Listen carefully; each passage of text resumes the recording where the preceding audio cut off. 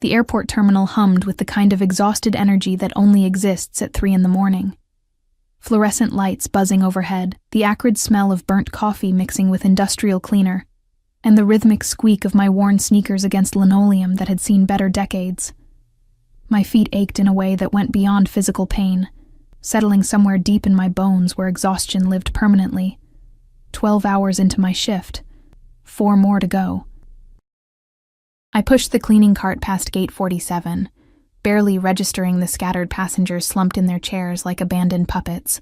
A baby cried somewhere in the distance. Someone's phone alarm wouldn't stop beeping. The world felt muffled, distant, like I was watching it through dirty glass. "Excuse me?" A voice cut through my fog, low, smooth, with an accent that wrapped around the English words like expensive silk. I seemed to have dropped something. I turned, already forming my customer service smile, the one that never quite reached my eyes anymore. Then I saw him. He stood near the window, backlit by the tarmac lights, and for a moment, my brain simply refused to process what I was seeing. Tall, easily over 6 feet, with dark hair that looked artfully disheveled in a way that probably cost more than my monthly rent.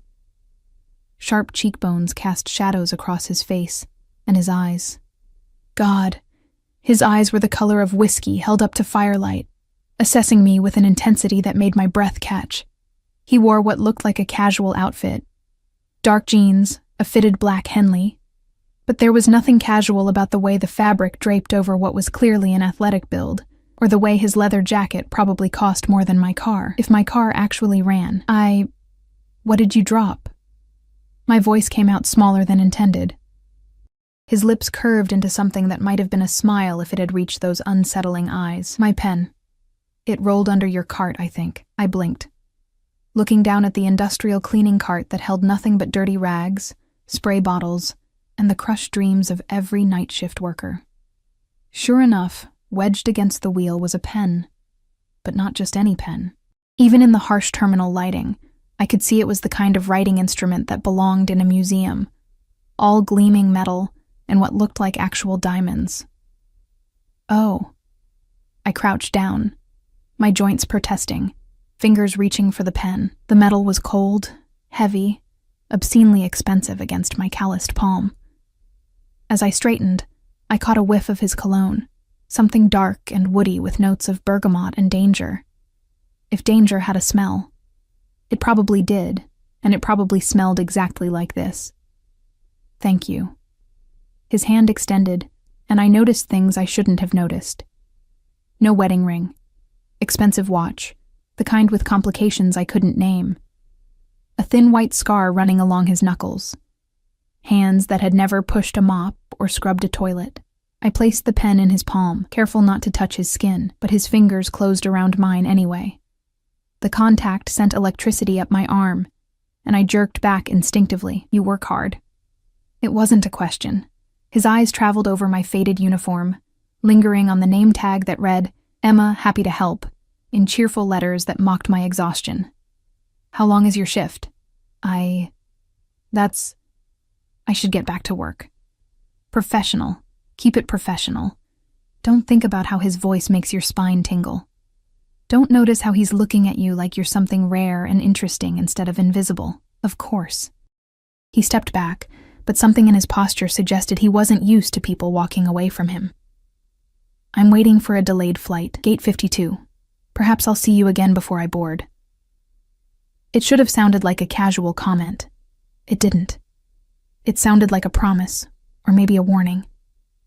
I nodded, grabbing my cart and pushing it away with more force than necessary. My heart hammered against my ribs like it was trying to escape. Stupid. Getting flustered over some rich traveler who probably flirted with every cleaning lady he encountered, making them feel special for 30 seconds before forgetting they existed. But I could feel his eyes on me as I walked away, could feel them like a physical touch burning between my shoulder blades. The next hour passed in a blur of trash bins and bathroom checks. I tried to focus on the familiar rhythm of work, the mindless tasks that usually helped me forget about my studio apartment with the leaking ceiling, the medical bills from my father's final hospital stay still sitting unpaid on my kitchen counter, The community college classes I'd had to drop because I couldn't afford books and rent in the same month. I tried. I failed. Because every time I turned a corner, I caught glimpses of him. Sitting at gate 52, laptop open, but his attention never quite on the screen. Always watching. Always aware. And he wasn't alone. I noticed that now. 2 men in dark suits flanked him at a distance, pretending to read newspapers, but their eyes constantly scanned the terminal. Security? Bodyguards? Who travels with bodyguards at 3 a.m? Emma, you got Section C tonight? Marge's gravelly voice startled me. My supervisor looked like she'd been born tired, cigarette smoke permanently embedded in her gray hair. Yeah, finishing up now. Good. Some VIP requested the executive lounge be deep cleaned. Boss wants you on it. My stomach sank. The executive lounge meant dealing with rich passengers who looked through you like you were made of glass. Can't someone else? You're my best cleaner. Stop arguing and get your ass up to the 3rd floor. The executive lounge was everything the main terminal wasn't. Soft lighting, leather chairs that probably cost more than I made in a year, and the kind of hush that only money could buy. Classical music played softly from hidden speakers. The air smelled like expensive coffee and privilege. It was empty except for one person. Him. He sat in a corner chair, one leg crossed over the other, that whiskey gaze finding me immediately. A slow smile spread across his face. The kind of smile that made my survival instincts scream warnings my body chose to ignore. We meet again. His voice carried across the empty space like a caress. My fingers tightened on the cleaning supplies. I'm here to clean. The staff said there was a request. There was. He stood, moving with a grace that seemed almost predatory, each step deliberate, measured. I made it. The air left my lungs. What? I wanted to see you again, without interruptions. He gestured to the space around us, empty, private, isolated, without eyes watching. Except his eyes were watching, devouring more like, taking in every detail of my cheap uniform, my tired face, my confusion. I don't understand. You can't just... People don't request private cleaning sessions. My voice wavered between professional protocol and pure panic. People don't. He stepped closer, and I caught that scent again. Bergamot, cedar, and something darker I couldn't name. Power, maybe. Possession. I do. I should go. My feet wouldn't move. Traitor feet. You're afraid. Not a question. An observation, delivered with something that might have been satisfaction. I'm working. There's a difference. Is there? Another step. We were close enough now that I could see flecks of gold in his eyes, could count his eyelashes if I were stupid enough to keep staring. Tell me, Emma. Happy to help. When was the last time someone saw you? Really saw you? The question hit like a physical blow. My throat tightened. You don't know anything about me. I know you work night shifts because they pay better and you need every dollar. I know you're educated. Your vocabulary is too refined for someone who only finished high school. I know you're alone because there's no ring on your finger and no one waiting in your phone. You've checked it 7 times in the past hour and never smiled once. His hand reached up, and I should have moved, should have run.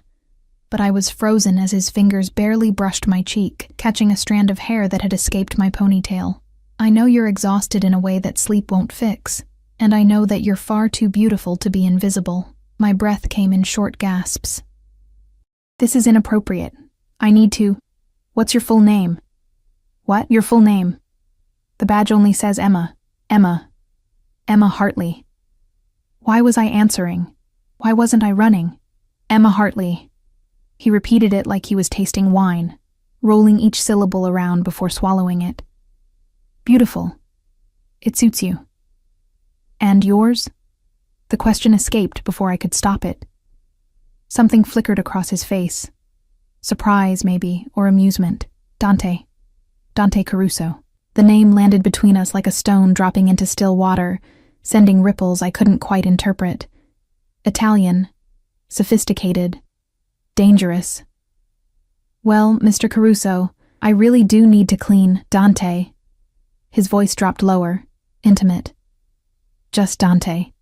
And you don't need to clean anything, I told you. I requested this because I wanted to talk to you. Why? The word burst out, sharp with confusion and something else. Fear? Excitement? The line between them blurred. Why would you want to talk to me? I'm nobody. I'm just the cleaning lady you'll forget about by morning. His expression darkened, those whiskey eyes turning almost black. You're not nobody. Don't ever say that again. The command in his voice made me take a step back, my hip hitting the cleaning cart. Bottles rattled. My hands shook. I'm sorry, I didn't mean to... To what? Offend him? This was insane. This whole situation was insane. Emma. He moved closer again, eliminating the distance I'd created. I'm going to be very honest with you. From the moment I saw you in that terminal, pushing that cart like the weight of the world was on your shoulders, I couldn't look away.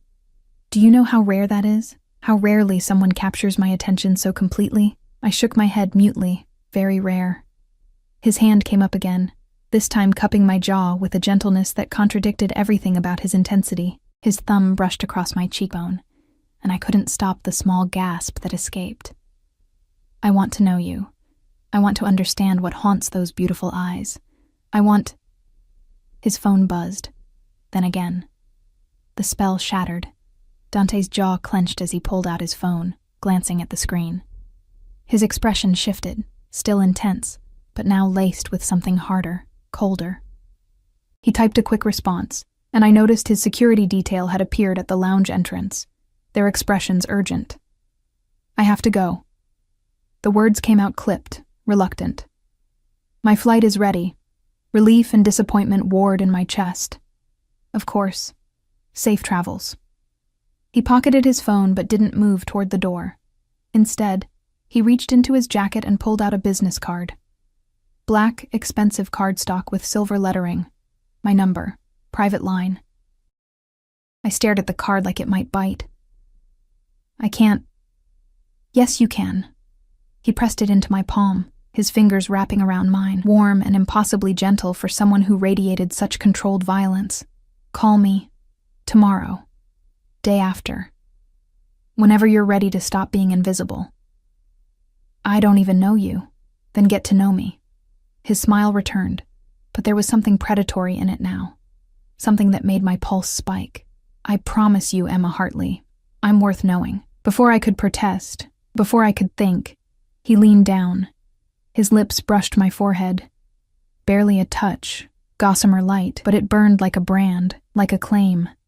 Then he was walking away, his security falling into formation around him, and I was left standing in the empty executive lounge, a black business card clutched in my trembling hand, and the ghost of his touch still tingling against my skin. I looked down at the card. Dante Caruso. No title. No company. Just a phone number embossed in silver. My phone buzzed in my pocket, a text from an unknown number. You're testing me by not having saved my number already. I look forward to hearing your voice, Emma. Soon. How did he get my number? My hands shook harder as reality crashed back. The fluorescent lights, the classical music, the scent of his cologne still lingering in the air like smoke. I was just a cleaning lady. He was... What? Who traveled with armed security and requested private meetings in executive lounges at 4 a.m. I should throw away the card, block the number. Forget this ever happened. Instead, I slipped the card into my pocket, feeling its weight like a dangerous secret. Outside the lounge windows, I watched a private jet taxi toward the runway. Sleek, black, expensive. As it turned, I caught a glimpse of someone standing at one of the windows. Even from this distance, even through tinted glass, I felt those whiskey eyes watching me. The plane disappeared into the darkness, and I was left alone with a business card, a phone number, and the terrifying certainty that my invisible life had just become devastatingly, dangerously visible. I didn't call. For 3 days, that black business card sat on my kitchen counter like a coiled snake, beautiful and venomous. I'd circle it while making my instant coffee, stare at it while eating cereal straight from the box, feel its presence like a pulse in the cramped studio apartment that smelled perpetually of mildew and failure. You're testing me, His words echoed through my exhausted brain during every shift. I'd scrub toilets and remember the way his thumb had brushed my cheekbone, empty trash bins and recall that gossamer touch on my forehead, mop floors and feel those whiskey eyes burning into me from across impossible distances. "You look like shit," Marge observed on the fourth night, her cigarette-roughened voice cutting through my fog. "More than usual, I mean. Thanks for the pep talk. I'm serious, Emma. You getting sick? Can't afford to lose you during holiday travel season." Holiday season. Right. Christmas decorations had started appearing in the terminal, plastic garland and artificial cheer that made the fluorescent wasteland somehow more depressing. Families traveling to see loved ones, couples going on romantic getaways. And me, invisible Emma Hartley, pushing her cart through other people's joy. I'm fine. I wasn't fine. My phone buzzed constantly with texts from that unknown number. Never demanding, never crude, just persistent. "Good morning, Emma. I hope you slept better than I did. Thinking about you is becoming a dangerous distraction.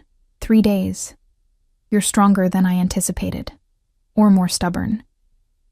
I'm not used to waiting. It's making me realize how much I want to hear your voice. I should have blocked the number, changed my own, filed some kind of complaint, though I wasn't even sure what the complaint would be. Rich stranger is interested in me? But I didn't block him. I read every message, sometimes twice, sometimes until my eyes burned and my chest ached with something I refused to name. The fourth night bled into the fifth morning. My shift ended at 7, and I stepped out into cold December air that bit through my thin jacket. The bus stop was 3 blocks away. My feet already hurt. My soul hurt worse. Emma Hartley. My name, spoken in that accent that turned syllables into silk. I spun around so fast I nearly dropped my bag. A black SUV idled at the curb, the kind with tinted windows and chrome that probably cost more than most people's houses. The back door opened, and Dante stepped out, looking like sin wrapped in a charcoal suit that fit him like a prayer. His hair was slightly damp, as if he'd just showered. His eyes found mine with the precision of a heat-seeking missile. "What are you doing here?" My voice came out strangled. "You wouldn't call." He said it simply, like his presence was the natural consequence of my silence. "So I came to you. You can't just... This is stalking. This is me making sure you're safe." He gestured to the SUV. "You were going to take the bus, alone, in the dark, through a neighborhood with a crime rate I researched extensively." "You researched?" Anger flared, hot and clarifying. "You have no right. I have every right to worry about someone I care about. You don't know me well enough to care about me." "Then let me fix that." He stepped closer, and God help me I didn't back away. "Have breakfast with me. 1 hour, just talk. If after that you want me to disappear, I will." "You'll disappear?" Skepticism dripped from every word. "Just like that?" Something flickered across his face. Pain, maybe. Or recognition of a lie he wanted to tell but couldn't. "I'll try." The honesty of it disarmed me more than any smooth promise would have. I look terrible. I smell like industrial cleaner. I haven't slept properly and... "You look beautiful." He said it with such conviction that I almost believed him. "And I don't care about anything except hearing what you have to say without fluorescent lights humming overhead." A man in a dark suit stood by the SUV's driver door, watching us with the blank expression of professional security. Another man sat in the front passenger seat, his attention on the street rather than us. "Who are you?" The question finally emerged, heavy with all the fear I'd been suppressing. "Really?" Dante's jaw tightened. "Have breakfast with me, and I'll answer every question you have. Honestly, completely. Why should I trust you? You shouldn't." His brutal honesty caught me off guard again. "But you're going to anyway. Want to know how I know?" I couldn't speak, could barely breathe, because you feel it too, this pull, this inevitability. His hand reached out slowly, telegraphing every movement, giving me time to retreat. When I didn't, his fingers brushed mine. Barely contact. Everything contact. You've felt invisible for so long that now someone sees you, really sees you. And it terrifies you because terror is easier than hope. Tears burned behind my eyes. That's not fair. No, he agreed softly. Nothing about this is fair. But it's real, Emma. This connection is real. And you can walk away. Take your bus. Forget I exist. Or you can take 1 hour to see if I'm worth the risk. The pre-dawn air crystallized between us, sharp with cold and possibility. Behind him, the city woke slowly. Garbage trucks rumbling, early commuters shuffling past. The world continuing like my entire life wasn't balanced on the edge of a knife. 1 hour, I heard myself say. And you answer everything. His smile could have melted steel. 1 hour. Everything. The SUV's interior smelled like leather and luxury. I slid across seats that probably cost more than my yearly salary, hyper-aware of my cheap uniform against such opulence. Dante settled beside me, close but not crowding, though I felt every inch of space between us like static electricity. The driver pulled smoothly into traffic. No one spoke. The silence felt heavy with unspoken things, with promises and threats tangled together like barbed wire wrapped in silk. We drove through the city as it transformed from night to day, leaving behind the airport's industrial sprawl for neighborhoods that grew progressively more expensive. Brownstones became mansions. Chain-link fences became wrought iron. The people on the streets wore coats that actually kept them warm. Where are we going? My voice sounded small in the SUV's hushed interior. Somewhere private. Dante's eyes remained fixed on me, as if memorizing every detail. Somewhere we can talk without interruption. Alarm bells rang. I thought you meant a restaurant, a public... Emma. He shifted slightly, and suddenly his hand covered mine on the seat between us. Warm, solid, grounding. I meant what I said. 1 hour. Questions and answers. But I can't give you honest answers in a place where anyone might overhear. My life is complicated. Dangerous, even. If you're going to know who I am, it needs to be somewhere secure. That doesn't exactly make me feel safer. I know. His thumb traced circles on my knuckles, and I hated how my body responded, pulse quickening, breath shortening. But safe and comfortable aren't always the same thing. I'm offering you truth. Truth is rarely comfortable. The SUV turned through gates that opened automatically, wrought iron topped with decorative spikes that looked less decorative and more defensive. A cobblestone drive curved through manicured gardens still green despite December's chill, and then the house, no, mansion, rose before us like something from a movie. Stone and glass and wealth that screamed old money, the kind that didn't need to announce itself. You live here? I breathed. One of my properties, the most secure. The SUV stopped beneath a covered portico. No one can get in without my permission. No one can hurt you here. Hurt me. Why would I need protection from being hurt? The driver opened my door, his face professionally blank. I stepped out onto cobblestones that probably cost more per square foot than my rent.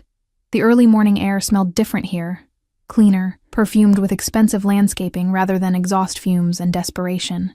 Dante's hand found the small of my back, guiding me toward massive double doors that opened before we reached them. A woman in a crisp uniform stood inside. Older, severe, with eyes that assessed me in one sweeping glance and clearly found me wanting. Mr. Caruso, breakfast is prepared in the solarium as requested. Thank you, Teresa. His voice carried authority that made the woman's spine straighten imperceptibly. We're not to be disturbed. Of course, sir. The interior was everything I expected, and nothing I could have imagined. Marble floors reflected morning light streaming through windows 2 stories tall. Art that looked museum quality hung on walls painted in rich, muted tones. A sweeping staircase curved upward like something from a fairy tale. But this felt more like the Beast's castle than Cinderella's ball. This way. Dante's hand remained on my back, warm through my thin uniform shirt, as he guided me through hallways that whispered wealth with every step. The solarium was a room made of glass and light, facing a garden where fountains played and winter flowers bloomed in defiance of season. A table was set for 2, actual china, crystal glasses, silver gleaming. Food spread across the surface like a magazine spread, fresh fruit, pastries that smelled like butter in heaven, eggs that weren't from a carton, coffee that actually steamed. My stomach growled audibly. I couldn't remember the last time I'd eaten something that didn't come from a microwave or vending machine. Sit. Eat. Dante pulled out a chair. Actual chivalry from someone who looked like he could kill without breaking a sweat. We'll talk while you have breakfast. You're not eating? I ate hours ago. I don't sleep much. He took the chair across from me, close enough to touch if either of us reached across the table. But I'll have coffee with you. I should have felt awkward, eating in my dirty uniform while he watched in his expensive suit. Should have felt self-conscious about the way I attacked the food like a starving animal, but the pastry melted on my tongue, and the fruit tasted like actual fruit instead of something engineered for long shelf life. And the coffee... God, the coffee was revelation. Good? Amusement colored his voice. It's obscene, I admitted around a mouthful of croissant. Everything's obscene. This house. This food. You, his eyebrow lifted. Me? Heat flooded my cheeks. I meant, this whole situation is obscene. I'm a cleaning lady eating breakfast in a mansion with a stranger who... I stopped, setting down my coffee cup with hands that trembled slightly. Who are you, Dante Caruso? Really? The amusement faded from his expression. He leaned back in his chair, coffee cup cradled in his hands, those whiskey eyes holding mine with uncomfortable intensity. I'm the head of a family business. Very old, very established. We deal in imports, exports, logistics, real estate, completely legitimate on paper. He paused, letting the weight of on paper settle between us. But the foundation of my empire, my family's empire, was built on less legal enterprises, protection, gambling, activities that exist in shadows because society is hypocritical about its vices. The air left my lungs. You're Mafia. The word landed like a gunshot in the peaceful solarium. Though we prefer organization or family, Mafia sounds so dramatic. But yes, Emma, I'm what you're thinking, what you're fearing right now. I should have run, should have screamed, should have done anything except sit there, frozen, as reality rearranged itself into something terrifying. You're a criminal. I'm a businessman who operates outside conventional legal boundaries. His voice remained calm, matter of fact. I don't deal drugs. I don't traffic humans. I have lines I won't cross, but yes, by legal definition, I'm a criminal. And you just told me? Just like that? You asked for truth. He set down his coffee cup, leaning forward with sudden intensity. I won't lie to you, Emma. Not now. Not ever. That's a promise I'm making. Right here. Right now. You want to know who I am? I'm dangerous. I'm powerful. I've done things that would make you run screaming. But I'm also the man who saw you in that terminal and felt something I didn't think I was capable of feeling anymore. What? Pity? Recognition. The word hit like a punch. You know what it's like to be invisible, to work yourself to exhaustion for scraps while people with everything walk past without seeing you. I know what it's like to be seen only for what you can do, what you can provide, never for who you are. We're both performing roles, Emma. Yours is just more honest than mine. I pushed back from the table, standing on shaking legs. I need to leave. This is insane. You're insane. I'm terrified. I know. He stood too, moving around the table with that predatory grace. But you're also intrigued, because for the first time in years, someone powerful isn't looking through you. They're looking at you, seeing you, wanting you. You don't want me. You want some fantasy, some project. I want you, Emma Hartley. He was close now. Close enough that I could see the gold flecks in his eyes, could smell that bergamot and cedar cologne that haunted my dreams. 26 years old. Father died 6 months ago from cancer. Dropped out of community college to care for him.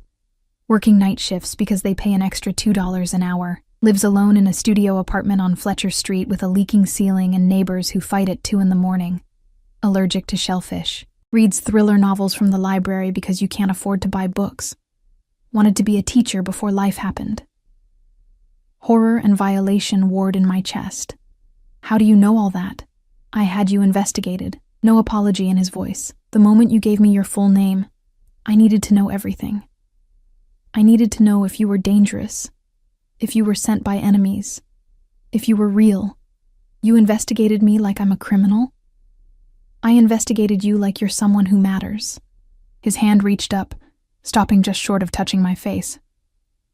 And what I found was a woman who deserves so much more than what life has given her.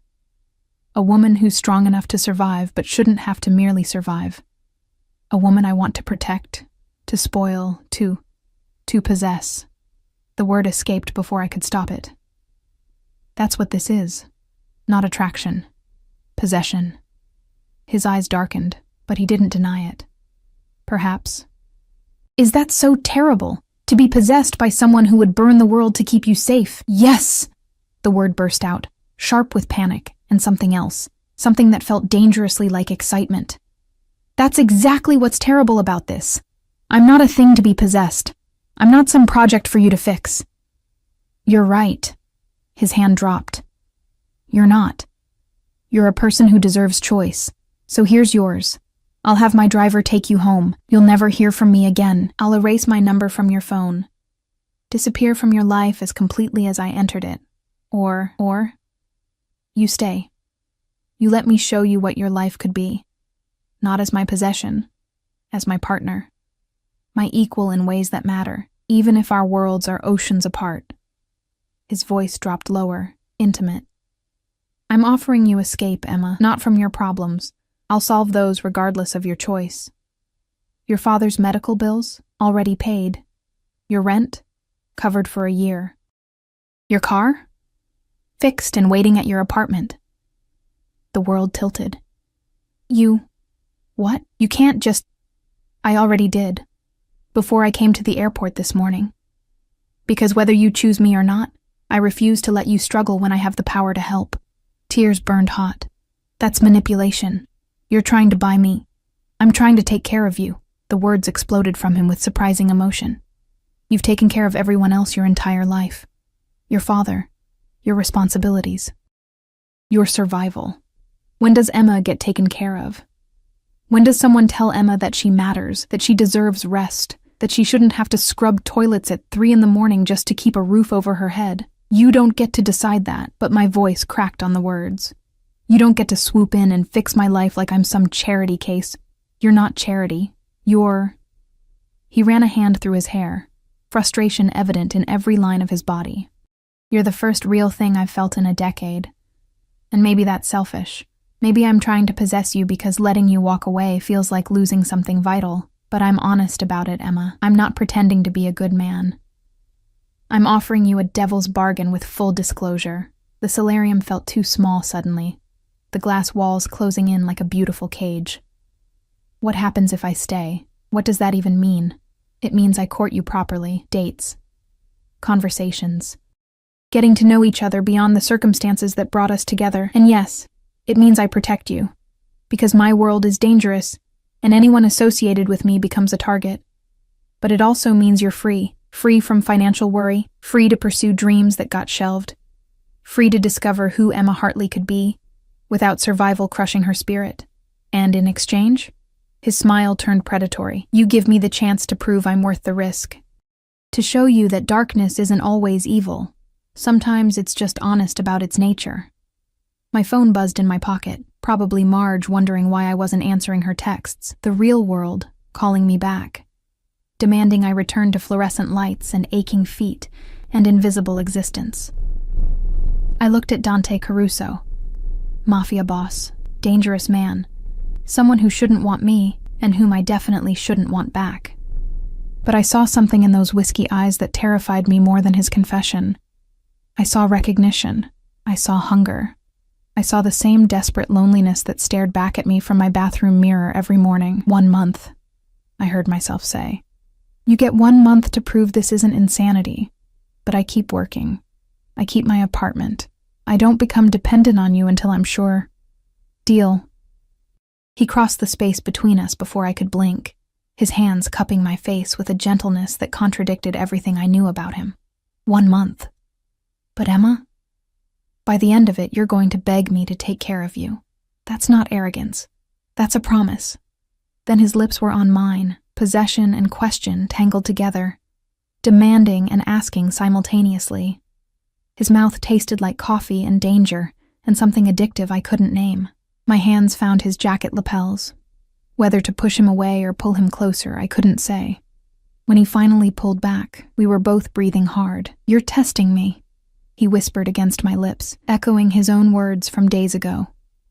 And I love it. Outside the solarium's glass walls, the sun had fully risen, bathing the garden in golden light that felt like a beginning or an ending or both at once. The first week of my deal with the devil passed in a blur of contradictions that left me spinning. Dante kept his word. I continued working my night shifts, continued living in my apartment with its leaking ceiling, continued my life as if nothing had changed. Except everything had changed. The medical bills that had haunted me for months vanished like smoke. My landlord suddenly became accommodating about repairs. My ancient car not only ran but purred like it had been reborn. And every night, without fail, a black SUV appeared at the end of my shift. "You don't have to do this," I told Dante on the third night, sliding into the leather interior that no longer felt quite so foreign. "I can take the bus." His expression in the dim light was unreadable. "Humor me. The thought of you alone on public transportation at dawn makes me—" He stopped, jaw clenching. "Humor me." So I did. Because arguing with Dante Caruso about my safety was like arguing with a mountain about moving. Immovable. Absolute. Slightly terrifying in its intensity. He took me to breakfast after each shift. Never the mansion again. Instead, small cafes that opened early, places with worn wooden tables and coffee that steamed in chipped mugs. Places that felt real, lived in. Nothing like the opulence of his world. "Tell me about your father," he said one morning, his fingers wrapped around a coffee cup, eyes intent on my face. The question caught me off guard. "Why?" "Because he shaped you. Because understanding him helps me understand you."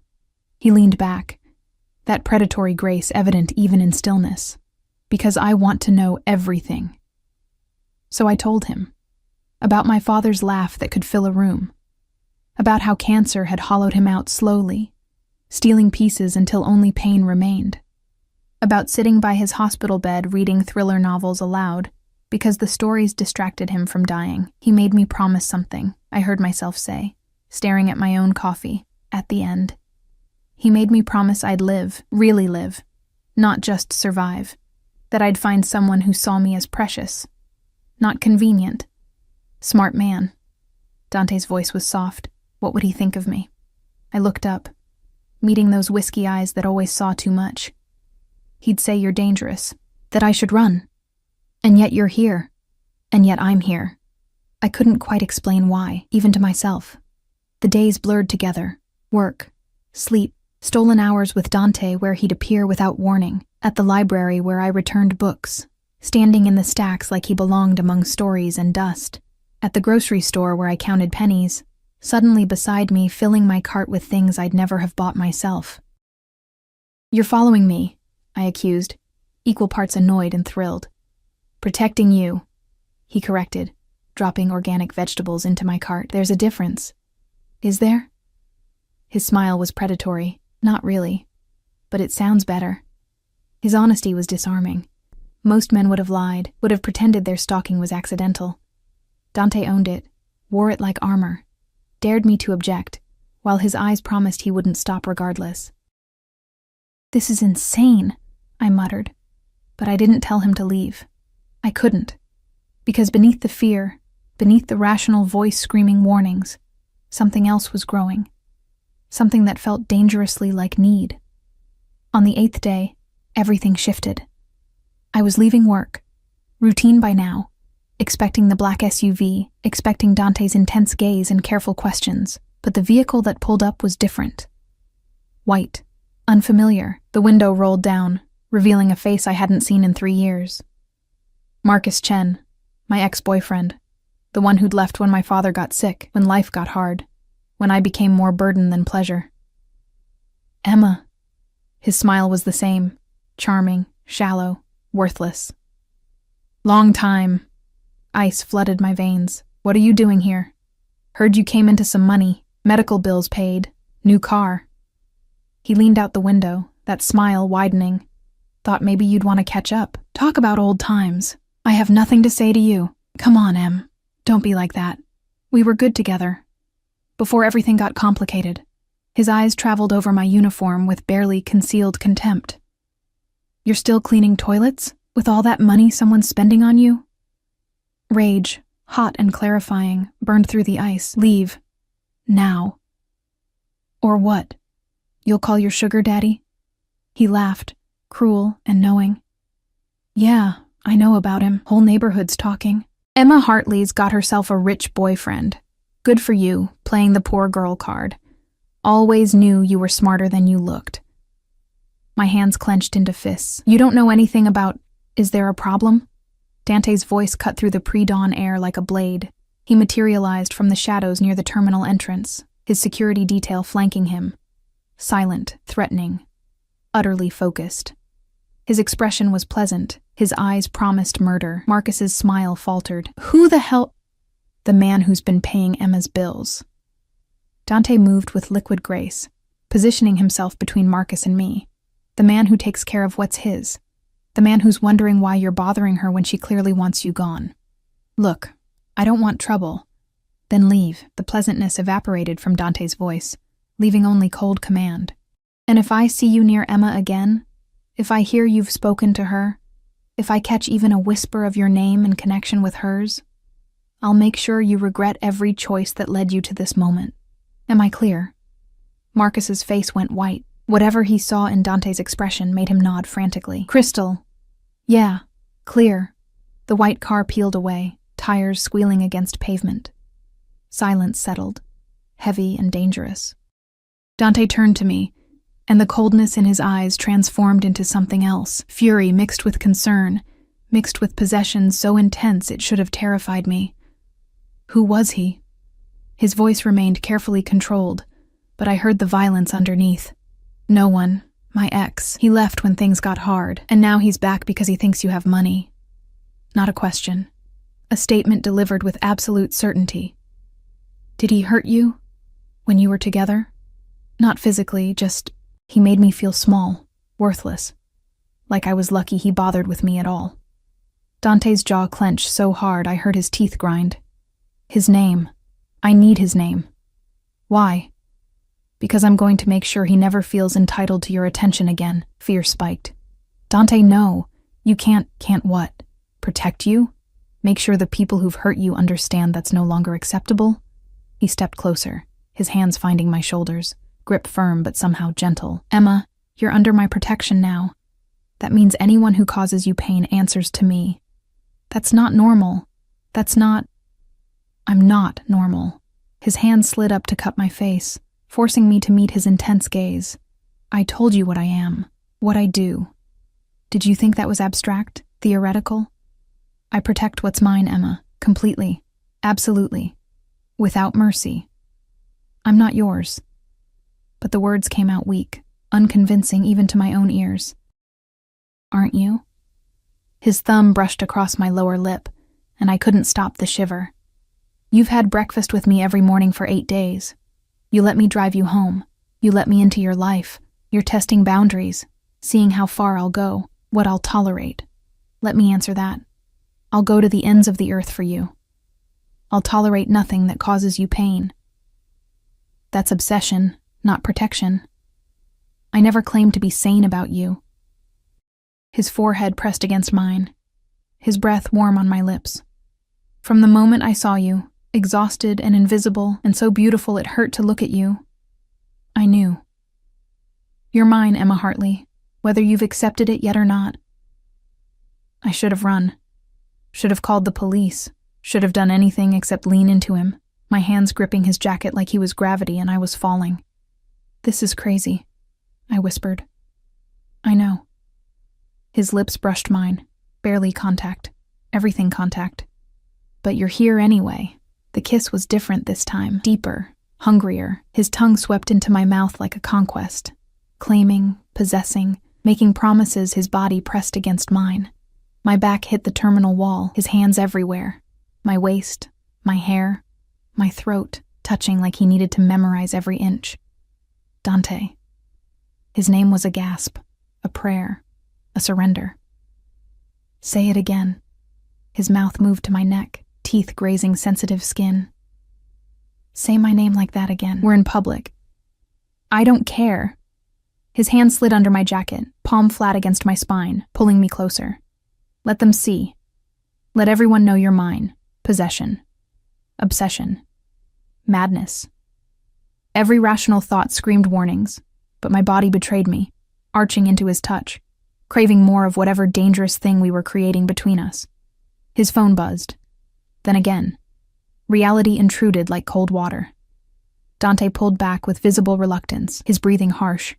He checked his phone, and his expression darkened immediately. I have to go. Business, urgent. Okay. I tried to steady my voice, my heartbeat, my sanity. Marco will drive you home. He gestured to one of his security detail. Stay inside today. Don't go anywhere alone. Alarm flared. Why? What's wrong? Nothing you need to worry about. Just... He pulled me close again, his lips pressing against my forehead with desperate intensity. Promise me. Stay safe today. For me. Dante, you're scaring me. Good. His eyes met mine, deadly serious. Fear keeps you careful. Careful keeps you alive. Promise me, Emma. I promise. He left in a different SUV, black, bulletproof, surrounded by even more security than usual. I watched until the vehicle disappeared, a knot of dread tightening in my stomach. Marco, the driver, was a mountain of a man with kind eyes. Come on, Miss Hartley. Let's get you home. The drive passed in silence, my mind spun with questions, fears, the ghost of Dante's touch still burning on my skin. When we reached my apartment building, Marco insisted on walking me to my door, checking inside before nodding approval. Lock everything. Don't open for anyone but Mr. Caruso or his men. You have his number? Yes. Use it if anything seems wrong, anything at all. His expression was grave. He'd never forgive himself if something happened to you. After Marco left, I locked the door and leaned against it, my apartment suddenly feeling like a cage instead of a sanctuary. The afternoon sun streamed through windows that needed washing. Dishes sat in the sink. Laundry overflowed the hamper. Normal life. Except nothing felt normal anymore. My phone rang. Dante's number lighting up the screen. Are you home? Locked in? No greeting, just immediate concern. Yes. Marco made sure, a breath of relief. Good. I'm sorry about this morning. About your ex. About... He paused. About everything I am and everything that comes with me. Don't apologize for protecting me. Even when it's excessive, obsessive, especially then. The words surprised me as much as they probably surprised him. Nobody's ever cared enough to be excessive. Silence stretched between us, heavy with meaning. Emma. His voice dropped lower, intimate despite the distance. I need you to understand something. My world is dangerous. People I've wronged want revenge. Rivals want leverage. And you're the perfect leverage, because hurting you would destroy me. Should I be hearing this? Yes. Because I won't lie to you, remember? You deserve to know what you're getting into. What I'm dragging you into just by wanting you. Maybe I want to be dragged. His sharp intake of breath was audible. Don't say things like that unless you mean them. I mean them. And I did. God help me, I did. I'm terrified. You're insane. This whole situation is impossible. But I stopped, unsure how to articulate the feeling growing in my chest like something alive and dangerous. But you feel it too. He finished the thought. This pull, this inevitability. Yes. Then trust me to keep you safe.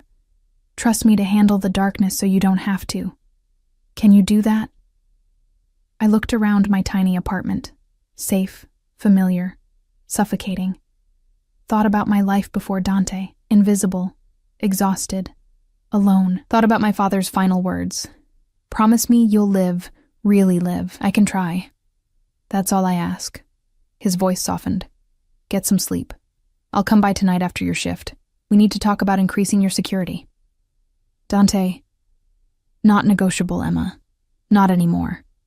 Things are escalating. I'll explain tonight. He hung up before I could argue. I stared at my phone, at his name on the screen, at the reality of what I'd agreed to settling over me like a weighted blanket, comforting and suffocating simultaneously. Sleep came eventually, fitful and full of dreams where whiskey eyes watched me from shadows, where danger smelled like bergamot and cedar, where obsession felt dangerously like love.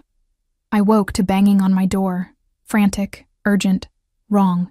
"Emma! Emma, open up! It's Marge!" My supervisor's voice, tight with panic. I stumbled to the door, checking the peephole. Marge stood there, her usually weathered face pale, her hands shaking. I unlocked the door. "What's wrong? What? You need to come with me. Now. There's been an accident at the terminal. They're saying—" She stopped, her eyes filling with tears. "They're saying someone planted a bomb in the cleaning supply room, the one you usually work from. Emma, if you'd been there tonight." The world tilted. My knees buckled. Marge caught me, her cigarette-scented hand surprisingly strong. "Who would—" But I knew exactly who and why. My phone rang, Dante's number. I answered with shaking hands. "Are you safe?" His voice was ragged with barely controlled violence.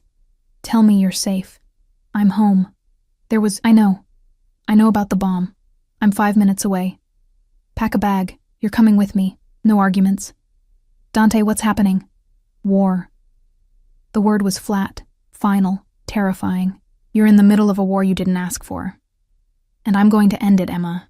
I'm going to burn everything to the ground before I let them touch you." The line went dead.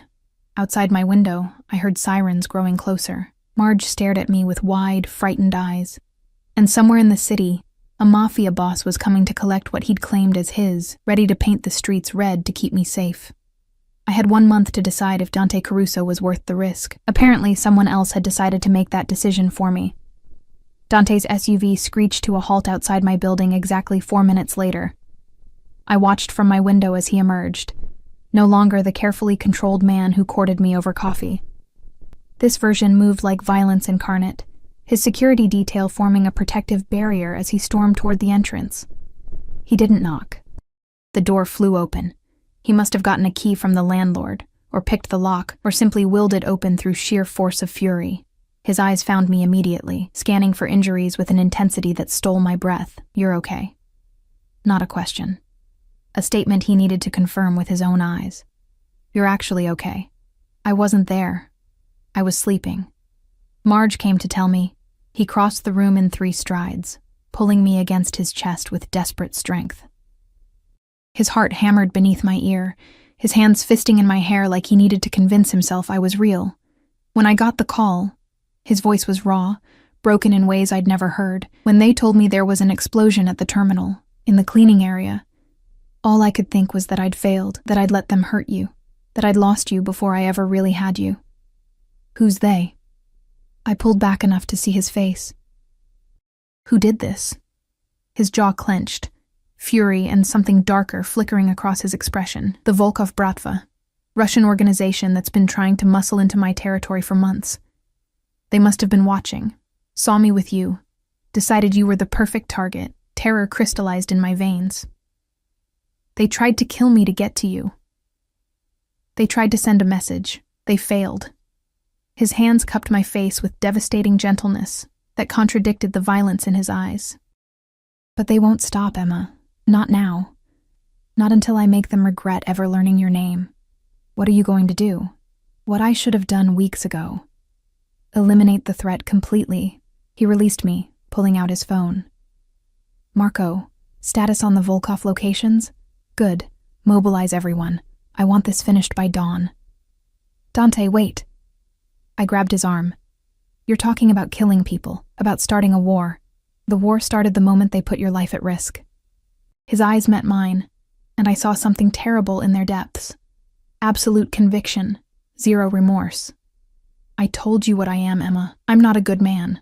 I don't negotiate with people who threaten what's mine. I erase them." The casual way he said it should have horrified me. Maybe it did. But beneath the horror was something else. A primitive satisfaction that someone cared enough to burn the world for my safety. "You can't just—" "I can. I will." He turned to Marge, who'd been standing frozen by the door. "You saw nothing tonight. You know nothing about Emma's whereabouts. If anyone asks, police, feds, other cleaners, she quit a week ago, moved away. You have no idea where. Understand? Marge nodded frantically. I never saw her. Never talked to her. Good.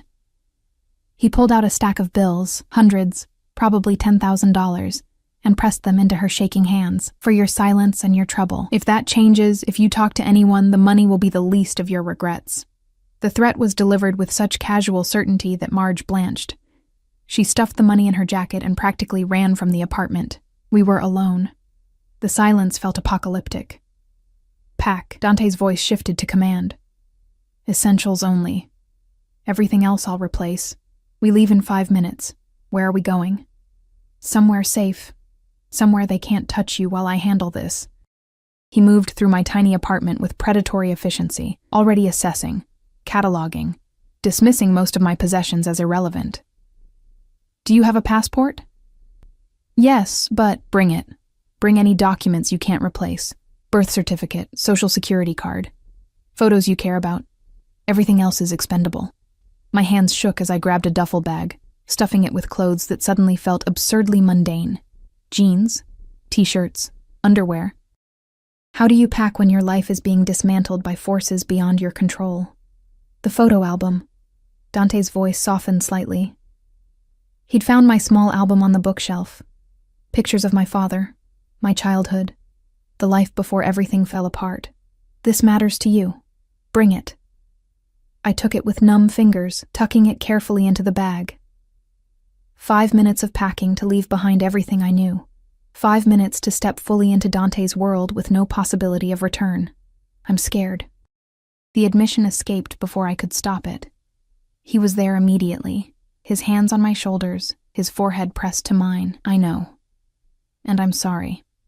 I'm so goddamn sorry that my life has infected yours, that my enemies became your enemies just because I couldn't stay away from you. Do you regret it? Meeting me? Never.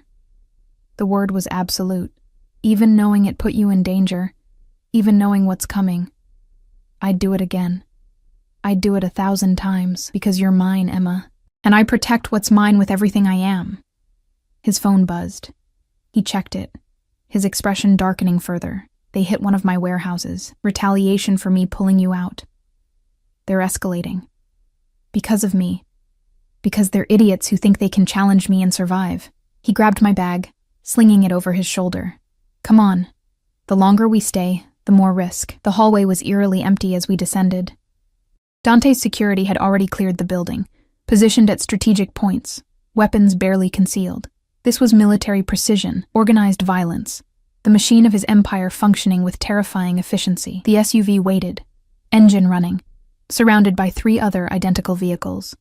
A convoy, an army mobilizing for war. Which one? I asked. Middle vehicle. The others are decoys in case they try to follow. He helped me inside, sliding in beside me. The door closed with a heavy thunk. Bulletproof, I realized. Armored. Built to withstand attacks. We pulled away from my building, from my old life, from everything familiar. I watched through tinted windows as my neighborhood disappeared, replaced by increasingly affluent streets, then highways, then roads I didn't recognize. Where are we actually going? I asked after 20 silent minutes. My estate outside the city, 40 acres, completely secured, state-of-the-art surveillance. Nothing gets in or out without my knowledge. He reached for my hand, his fingers interlacing with mine. You'll be safe there while I handle the Volkov situation. How long will that take? As long as necessary. His thumb traced circles on my palm. Could be days. Could be weeks. Depends on how quickly they accept their defeat. And if they don't accept it? His smile was all predator. Then they die slowly instead of quickly. The casual way he discussed murder should have repulsed me. Instead, I found myself squeezing his hand tighter, drawing comfort from his absolute certainty. He was a monster, but he was my monster, standing between me and other monsters who wanted me dead. The estate appeared through morning fog like something from a Gothic novel. Sprawling stone mansion surrounded by walls that looked decorative, but were clearly defensive. Guards patrolled the perimeter, cameras dotted every angle. This wasn't just a home, it was a fortress. Welcome, Dante said softly, to the only place in the world where you're completely untouchable. Inside, the house was as opulent as I remembered from the solarium breakfast, but now I noticed details I'd missed. Panic rooms disguised as closets, security monitors hidden in artwork, the subtle bulges under servants' jackets that suggested weapons. Everyone here was armed. Everyone here was ready for war. Teresa will show you to your room. Dante gestured to the severe woman who'd served us breakfast before. Rest, eat, do whatever you need. I have to go handle business. Wait. I caught his arm before he could leave. When will you be back? Something flickered across his face. Surprise that I cared, maybe, or satisfaction. Late tonight, maybe tomorrow morning. Depends on how the meetings go. Meetings. I tried not to picture what his meetings actually entailed. Right. He pulled me close, his kiss fierce and claiming, tasting like desperation and ownership. Don't leave the estate. Don't trust anyone except Teresa and Marco. And Emma? His eyes burned into mine. If something happens to me, if I don't come back, there's a safe in the master bedroom. Combination is your birthday. Inside is everything you need. New identity, money, contacts who can get you out of the country. Promise me if it comes to that, you'll run and never look back. Terror seized my throat. Nothing's going to happen to you. Probably not. But I plan for every contingency. His hand cupped my cheek. Promise me. I promise. Another kiss, briefer, then he was gone, striding out with his security detail, leaving me alone in a mansion that felt more like a beautiful prison than sanctuary. Teresa cleared her throat. Your room is this way, Miss Hartley. Would you like lunch sent up? I followed her through hallways that whispered wealth and danger, up a sweeping staircase, down a corridor lined with paintings whose subjects seemed to watch with knowing eyes. The room she led me to was larger than my entire apartment. King bed with silk sheets, floor-to-ceiling windows overlooking manicured gardens, a bathroom with a tub that could fit 3 people. Mr. Caruso had your size sent over this morning. Teresa gestured to a walk-in closet now filled with clothes bearing designer labels I'd only seen in magazines. Everything should fit. If you need alterations, let me know. He did all this in 4 hours? Mr. Caruso is very efficient when motivated. Her expression softened fractionally. He cares for you.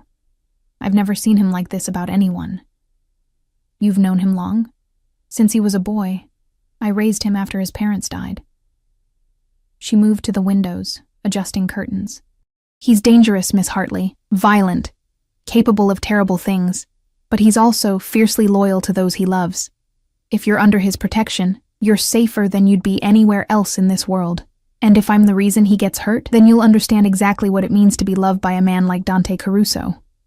She headed for the door, pausing at the threshold. Lunch in an hour. Don't try to leave the estate. The guards have orders to keep you here. Gently if possible.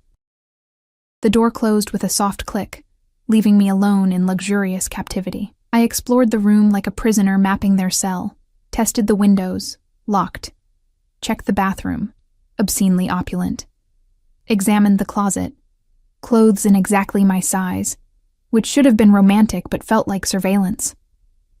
My phone sat on the bedside table, deliberately placed by someone. When I picked it up, I found only one contact remaining.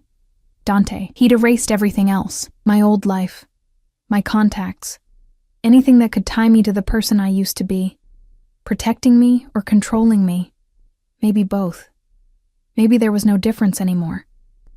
Hours crawled past. Lunch arrived on a silver tray, food I couldn't taste. Afternoon faded to evening. I tried on clothes that fit perfectly.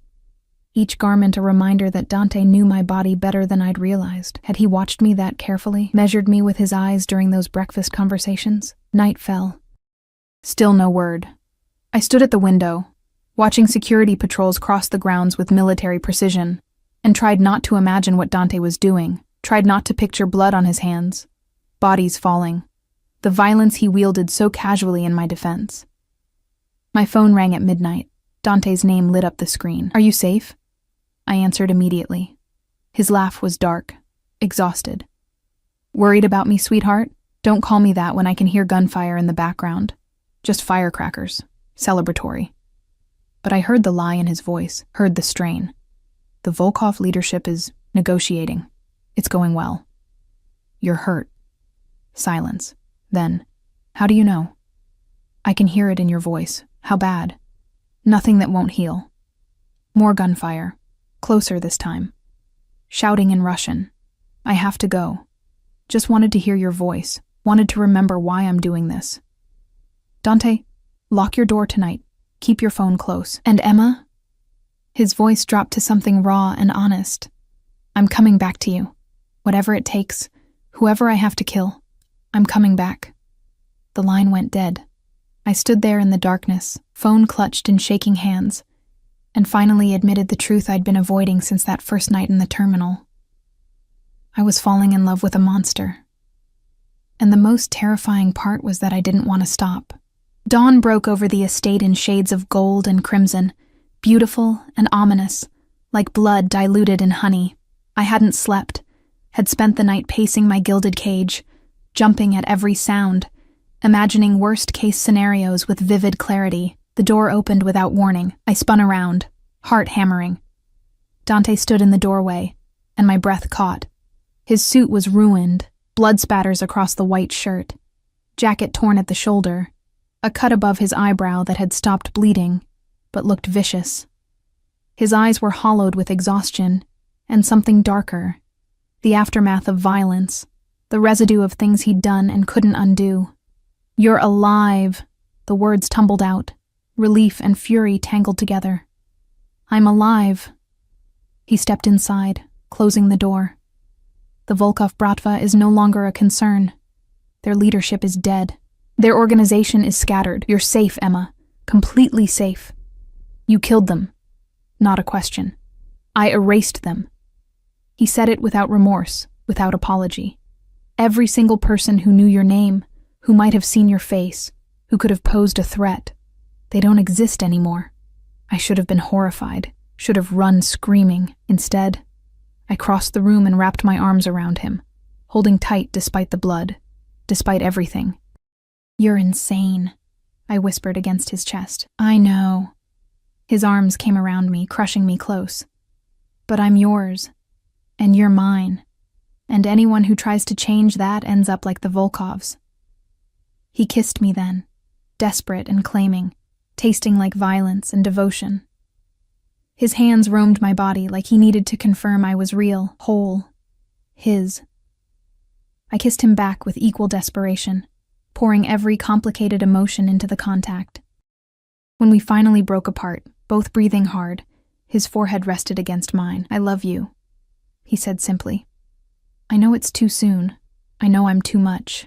But I love you, Emma Hartley, and I need you to decide. Are you mine? Completely? Or do I let you go before I drag you deeper into the darkness? I looked into those whiskey eyes that had seen me from the first moment, that had made me visible when the world looked through me. Thought about my father's dying words about living, really living. Thought about the choice before me, safety in invisibility or danger in being seen, cherished, possessed by someone who would burn the world to keep me safe. I'm yours, I whispered. God help me, I'm completely yours. His smile was triumphant, possessive, absolutely devastating. Then let me show you exactly what that means. Bloco 5, final. 3 months later, I stood in front of floor-to-ceiling windows in what had become our bedroom, no longer just Dante's but ours, watching spring transform the estate gardens into something impossibly beautiful. Cherry blossoms drifted like pink snow. Fountains sparkled in morning light. The world outside these walls continued spinning, but inside, time moved differently. I'd stopped working at the airport the night of the bombing, stopped pretending I could maintain my old life while living in Dante's world. The transition hadn't been easy. I'd fought him on it, insisted I needed independence, needed to feel like more than just his protected possession. Then go back to school, he'd said simply, pulling up university websites on his laptop. Finish your degree, become the teacher you wanted to be, but do it without exhausting yourself, without choosing between dreams and survival. So I had. I was enrolled at the state university, taking education classes, rediscovering the person I'd buried under years of mere survival. Dante had been right. Freedom from financial desperation allowed me to actually live instead of just exist.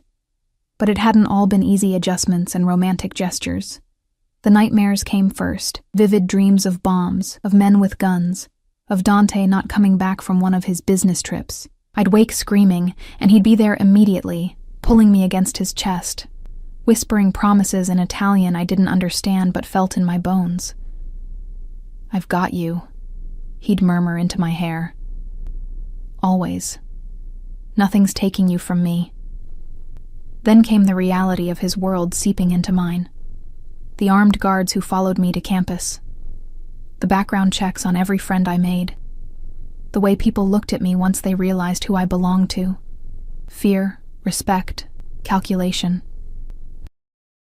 "They're using you," I'd accused Dante after a study group invitation turned out to be someone's daughter trying to get her father's gambling debts forgiven. "Everyone wants something from you through me." His expression had darkened dangerously. "Then I'll make it clear that using you has consequences. Permanent ones.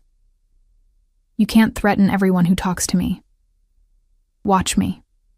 We'd fought about it. Spectacular, volatile arguments where my frustration collided with his obsessive protectiveness. He'd accused me of being naive about human nature. I'd accused him of being paranoid and controlling. Both of us were right. Both of us were impossible, but we always came back together, always ended up tangled in each other. His hands in my hair, his mouth on mine, whispering apologies and promises and dark, possessive words that shouldn't have made me melt, but absolutely did. "You're mine," he'd growl against my throat. Every breath, every heartbeat, every thought in that beautiful head. Mine. Say it. "Yours," I'd gasp. "Always yours." The possessiveness should have suffocated me. Instead, it made me feel treasured in ways I'd never imagined possible. Dante didn't just want me, he needed me with an intensity that bordered on addiction, and I was honest enough to admit I needed him just as desperately. My phone buzzed on the dresser, Dante's name lighting up the screen. He'd left early this morning for meetings I didn't ask about, wearing a suit that cost more than most cars, and an expression that promised violence to someone. "Hey," I answered, unable to keep the smile from my voice. "How's my girl?" The rough affection in his tone never failed to make my stomach flip. "Your girl is trying to write a lesson plan and getting distracted by the obscene luxury you insist on surrounding her with." His laugh was dark and satisfied. "Good. You should be distracted by thoughts of me. I'm certainly distracted by thoughts of you." Dante. Warning and invitation tangled in his name. "I'll be home by noon. Wear the green dress. We're going out." "Where? You'll see. Trust me?" I looked around our bedroom, at the life we'd built from violence and obsession and something that had grown into genuine, terrifying love. Always. "That's my girl." He paused, and I heard voices in the background, tension creeping into his tone. "I have to go. Stay on the estate today. Marco and Teresa are there if you need anything." "Is everything okay?" "Everything's fine. Just some loose ends to handle." The lie was smooth, practiced. "I love you, Emma. I love you too." The call ended, leaving me staring at my phone with familiar unease. Loose ends in Dante's vocabulary usually meant something violent, something he shielded me from but couldn't entirely hide. I'd learned to read the signs, the tension in his shoulders when he returned home, the blood he thought he'd washed away but lingered under his fingernails, the darkness in his eyes that took hours of holding me to fade. I was in love with a monster, but he was my monster, and I'd stopped trying to reconcile that contradiction. The morning passed slowly. I worked on my lesson plan, teaching methods for elementary students, innocent and normal and surreal given my current reality. Teresa brought lunch on a silver tray, her expression unreadable. "Mr. Caruso called. He'll be delayed. Dinner instead of lunch." Something in her tone made my spine straighten. "Is he in danger?" "Mr. Caruso is always in some danger, Miss Hartley. It's the nature of his position." She set down the tray with precise movements. "But he's also very good at surviving.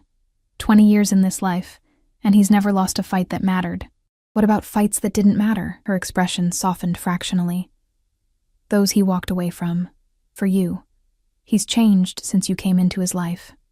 Softer in some ways, more dangerous in others. How can he be both? Because now he has something worth protecting beyond his empire. You make him vulnerable, Miss Hartley.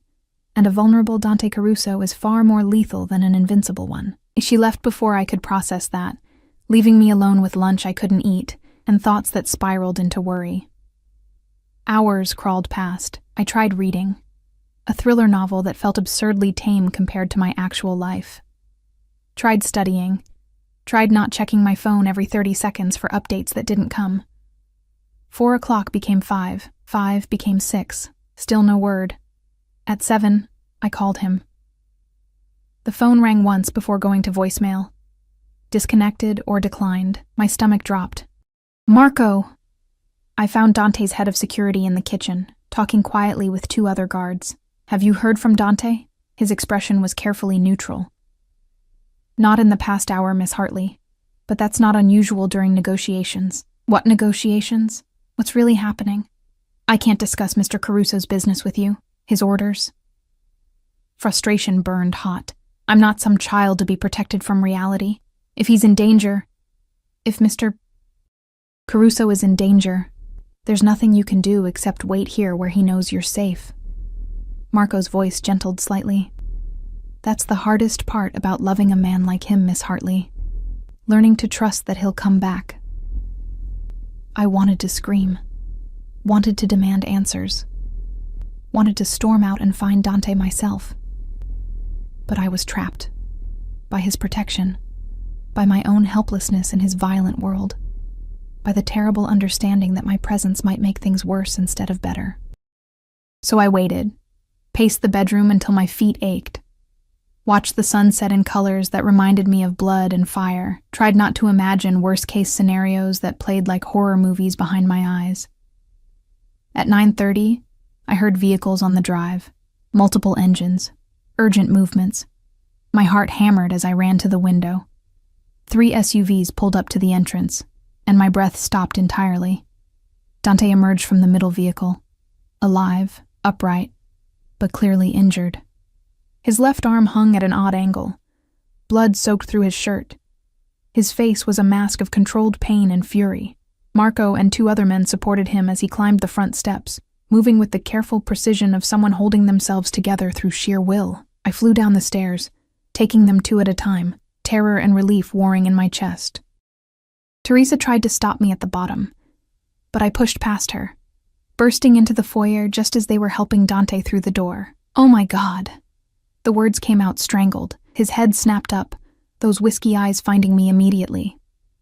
Despite the pain, despite the blood, his expression softened. I'm okay. It looks worse than it is. You're covered in blood. Most of it's not mine. He tried to smile, failed. Emma, I need you to go upstairs. Absolutely not. I was at his side before anyone could stop me, my hands hovering over him, terrified to touch and cause more pain. What happened? Ambush. Remnants of the Volkov organization seeking revenge. His jaw clenched as Marco helped him toward the study. They're dealt with. Permanently. But I took a bullet to the shoulder and my arm's broken. You need a hospital. I have a doctor coming here. Hospitals ask questions. He let them guide him to a leather sofa, his face going gray with pain as they lowered him down. Emma, please. I need you to not look at me like that. Like what? Like you're watching me die. His good hand reached for mine, grip surprisingly strong. I'm not dying. I've survived much worse. That's not comforting. The doctor arrived within minutes, a severe woman who clearly knew Dante well and had no patience for emotional scenes. She ordered everyone out except Marco, but I planted my feet and refused to budge. I'm staying. Dante's expression was unreadable. Emma, I'm staying. Each word came out sharp, brooking no argument. You don't get to shut me out of this part. If I'm yours, if this is my life now, then I'm here. For all of it. Something shifted in his gaze. Surprise, pride, possession. All right. But it's not going to be pretty. He was right. Watching the doctor dig the bullet from his shoulder, listening to his sharp intakes of breath that were the only indication of pain, seeing the damage close up, it was horrific. But I held his good hand through all of it, grounding him, refusing to look away even when everything in me wanted to run.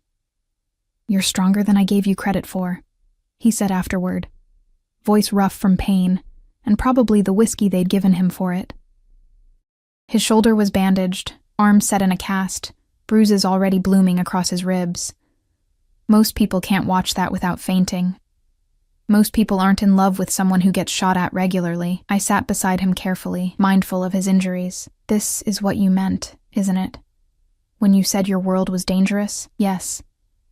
No deflection. No softening of the truth. "This is my reality, Emma. Violence, retaliation, constant vigilance. I can protect you from most of it, but I can't promise you'll never see me like this again." "Then don't promise." I took his good hand in both of mine. "I don't need false promises. I need honesty. I need to know when you're in danger so I'm not blindsided. I need to be your partner, not your protected princess in a tower." His thumb traced circles on my palm. "If I tell you everything, you'll worry constantly. I already worry constantly. At least if I know, the worry won't come with lies."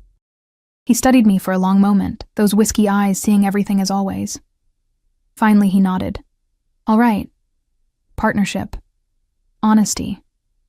But Emma," his grip tightened, "you have to understand that some things I do, you won't be able to accept. Some choices I make will horrify you.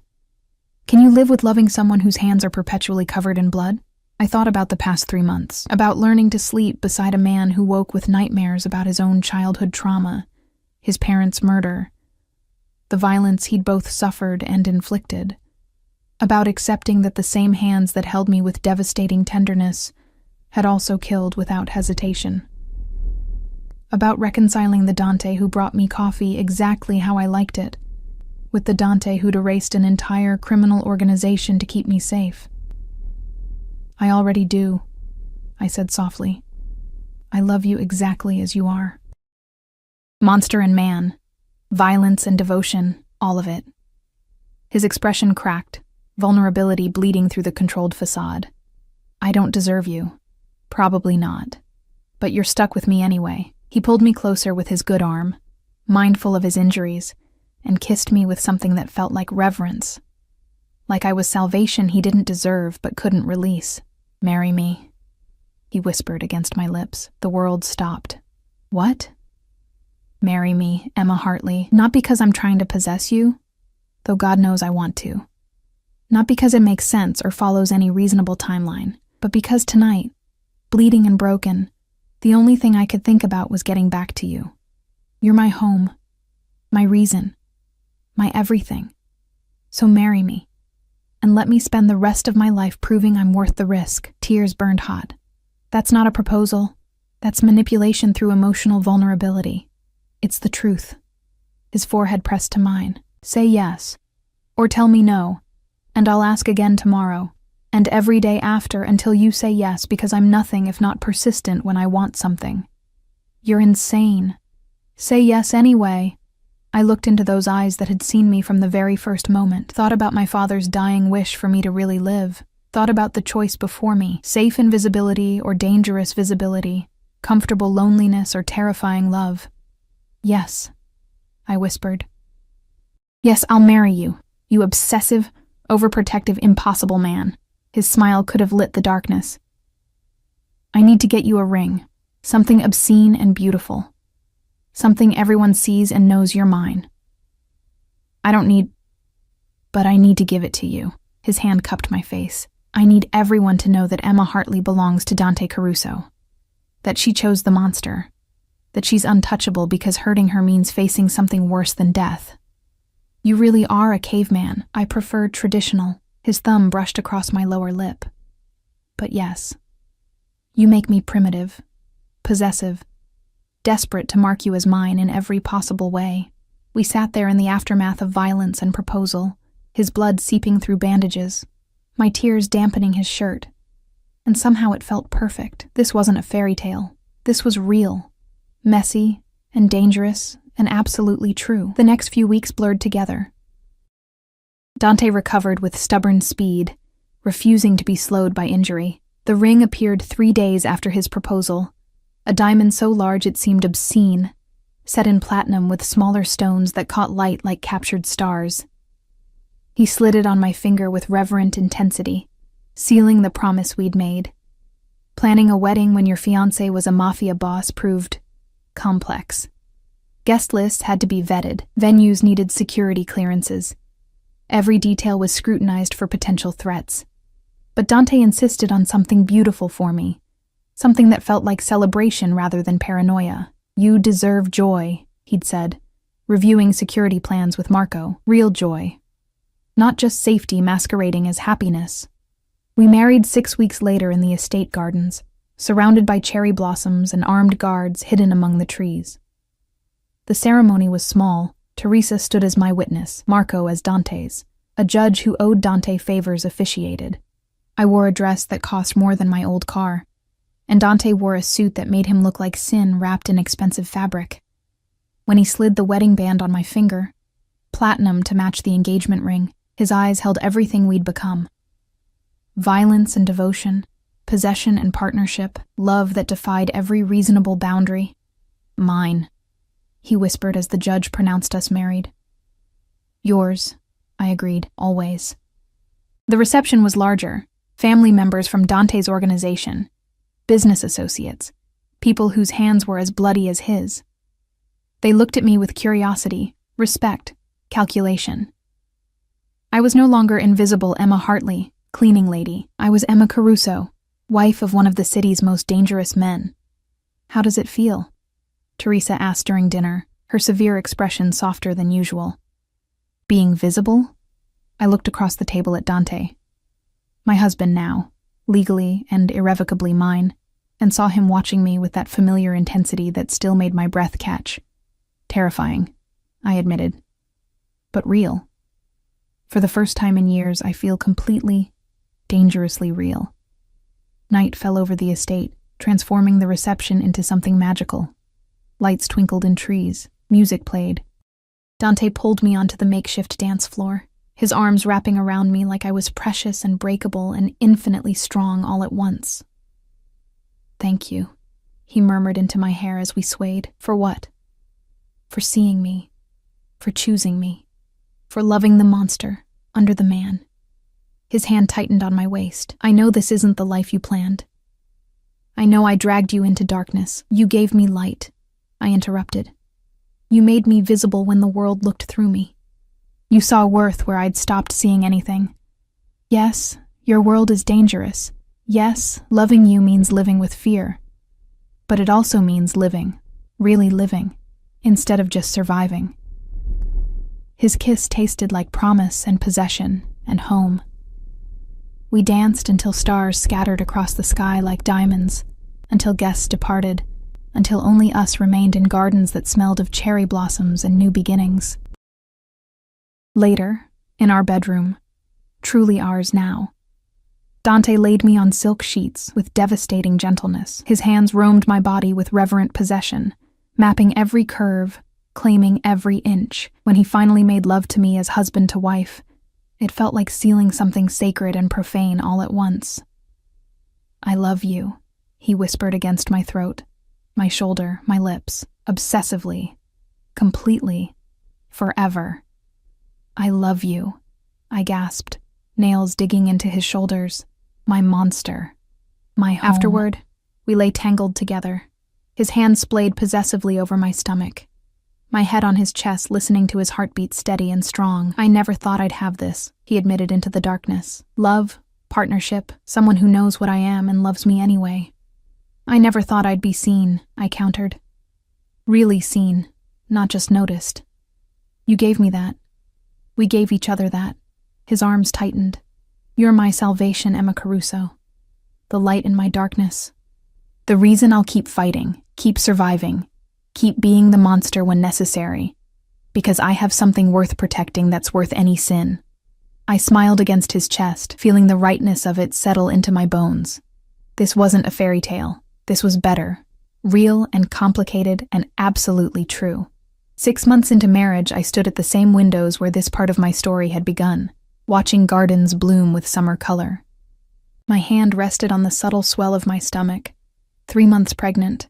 Carrying the future we were building from violence and devotion, Dante appeared behind me, his arms wrapping around me, hands covering mine over our growing child. "What are you thinking about?" he asked softly. "That night in the terminal, when you dropped your pen and looked at me like I was something rare instead of invisible." I leaned back into his warmth. If someone had told me that moment would lead here, to you, to this life, to us, I never would have believed them. Would you have run if you'd known? I thought about it honestly, about the violence and danger and obsessive possession, about the love and security and finally being seen. "No," I said finally. "I'd have stayed. Because you're worth every risk, Dante Caruso. You always were." His lips found my temple, my cheek, my lips. Soft kisses that promised forever. Outside, the world continued spinning. Dangers lurked. Enemies plotted. Darkness existed in corners and shadows. But here, in our fortress made of stone and love and absolute certainty, we were untouchable. I was no longer invisible Emma Hartley, drowning in survival. I was Emma Caruso, seen, loved, possessed by a man who would burn the world to keep me safe, and I wouldn't have it any other way.